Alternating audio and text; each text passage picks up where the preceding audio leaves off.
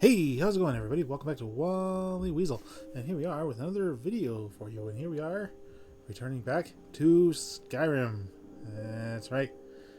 We tried live streaming, we tried a series, and here we are again with, well, another series. um, yes, this is going to be a bit of a different series. One that I have not seen played out, at least as far as my knowledge goes, on the YouTube landscape of Skyrim playthroughs.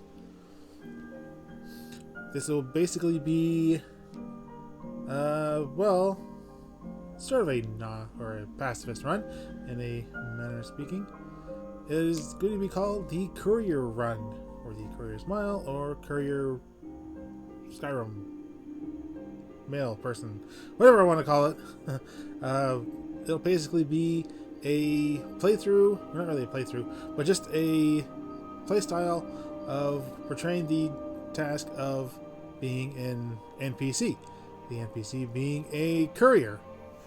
And, yeah. You know, because you see couriers running around, delivering letters, braving the wilds. So why don't we do that? So I've come up with a set of guidelines for myself to help with the, well, playstyle of being a courier, or just basically the lifestyle, I guess, however you want to put it. Anyways, and as that's going on, you can, watch my character run through the world, because I am trying to get to a specific point in the game. I recorded this, like the video, about a couple months ago or so, and I'm finally recording the audio here towards the end of the year. So I'm not watching the audio as I'm going, so I'm not going to be commentating on anything going on there, aside from, well, not really aside from, but yeah. Let's just get right into it. Essentially, I will be really upholding the NPC style for the most part. In terms of, not picking up items, gold, or anything of that sort around the world. I know that there's the whole, sometimes, people or NPCs will pick up random things, but this NPC won't. This NPC is a courier and only designed to be a courier, so the only thing that the courier will pick up will be things that they're supposed to courier. Is that the proper term? Probably not. It's just deliver. But, yeah. So, yeah, no picking up gold, no picking up items, no picking up weapons, no picking up armor.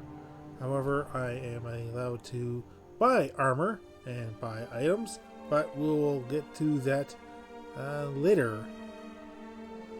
Let's see here. Okay, I already talked about that.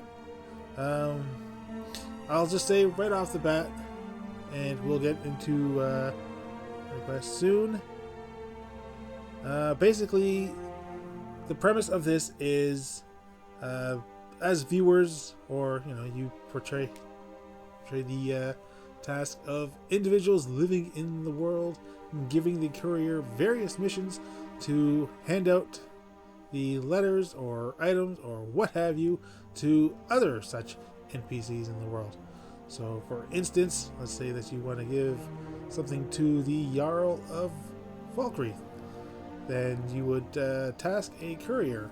And what courier would you task? Well, this courier. The courier that you're seeing right now. Hopefully, they'll do a good enough job for you and get that thing going.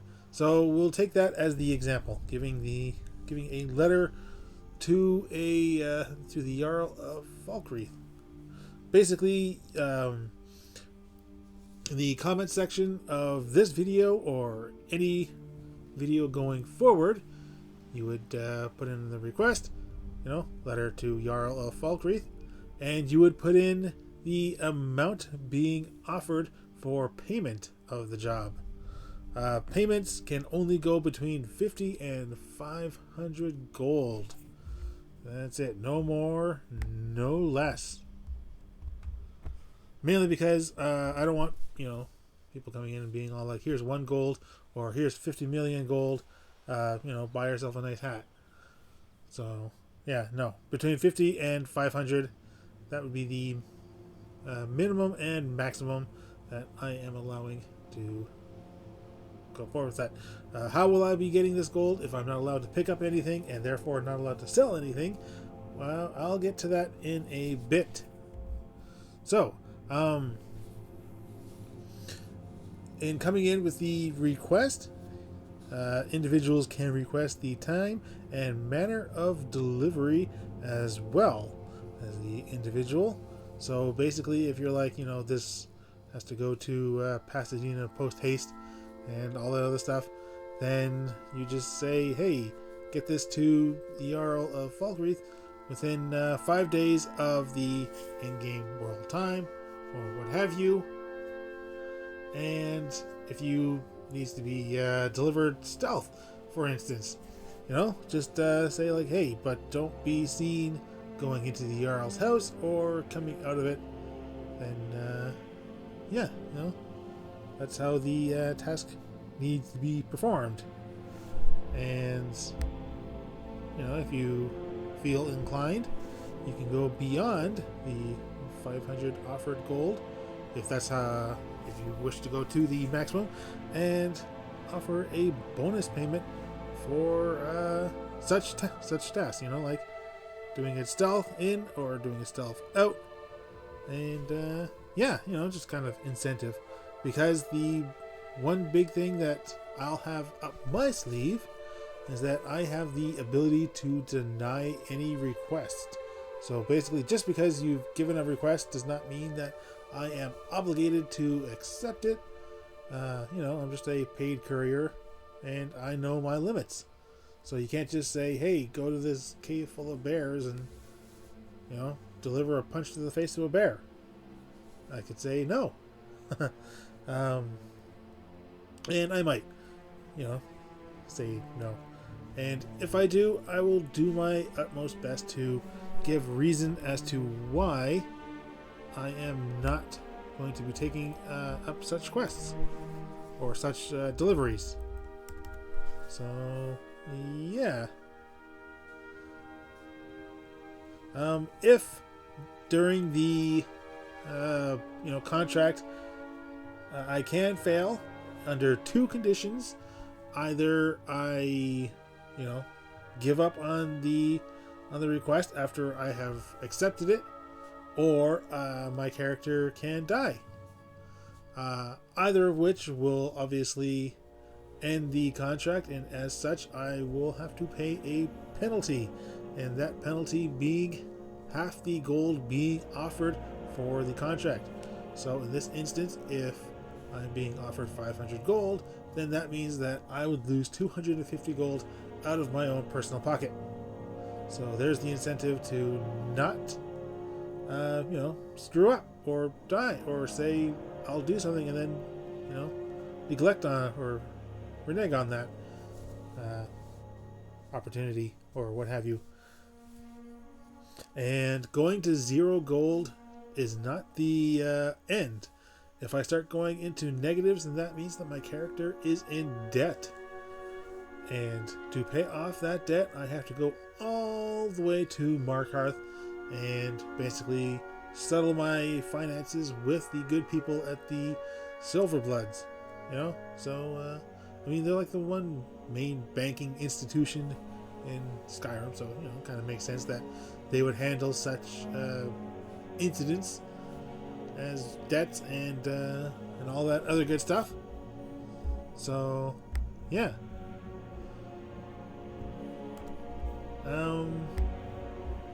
Let's see, things I can buy with gold that I earned through doing odd jobs. I can hire a companion. A companion can only be hired for going to a job, not going to and from. If I want to pay for going from, I have to pay them double. I'm thinking probably about 250 gold per trip. So that would be 500 gold for a there and back again trip. I can't buy any new weapons, but I can buy new armor.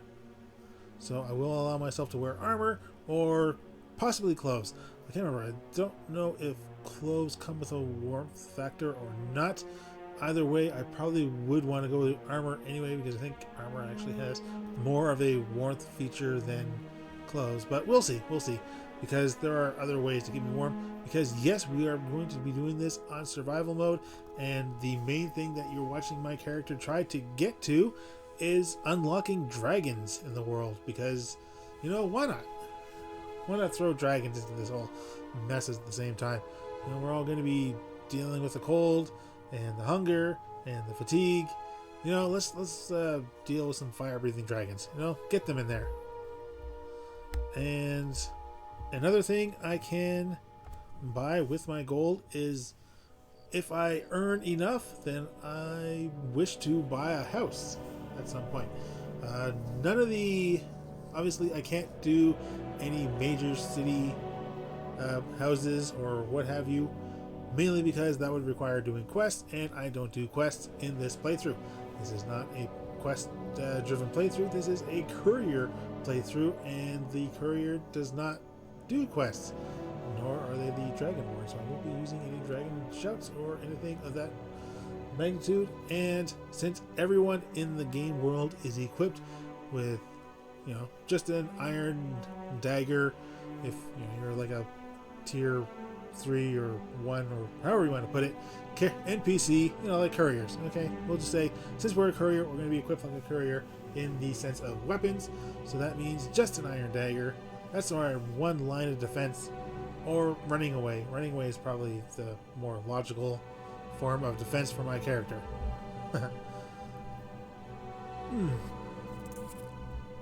Last but not least, since I cannot you know, carry items of any sort from my jobs, and since I am going to be playing on survival mode, I'm kind of torn between allowing myself to carry food or not. If I am going to allow myself to carry food, then I have to at the very least have a backpack. You know, I can't just stuff my pockets full of you know, cooked pheasant or what have you. I need space to do that, and a backpack would be the invaluable spot for that. And yeah,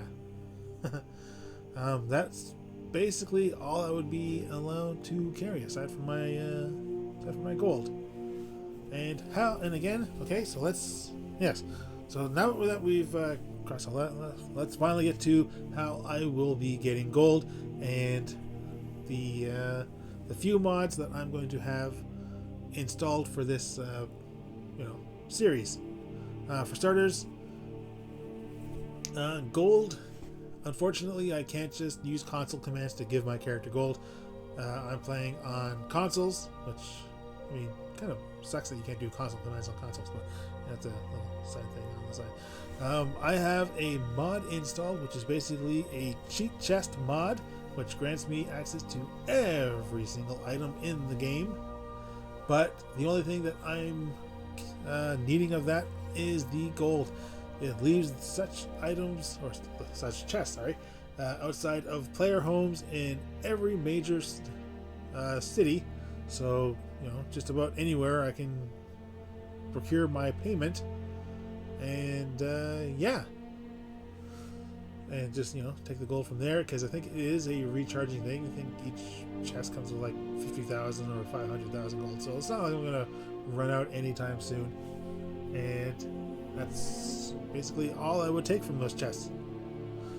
Other mods that I have installed are the Skyrim unofficial patch and Obsidian Weathers, which, well, it's been like, you know, 15 and a half minutes of me talking, so hopefully by now you've taken notice of that mod in effect. I did at one point. I think I saw rather torrential rains. I don't know if it was a part that I ended up recording or not. So yeah. So to you know, kind of put it in easier terms, this is again a viewer-led series.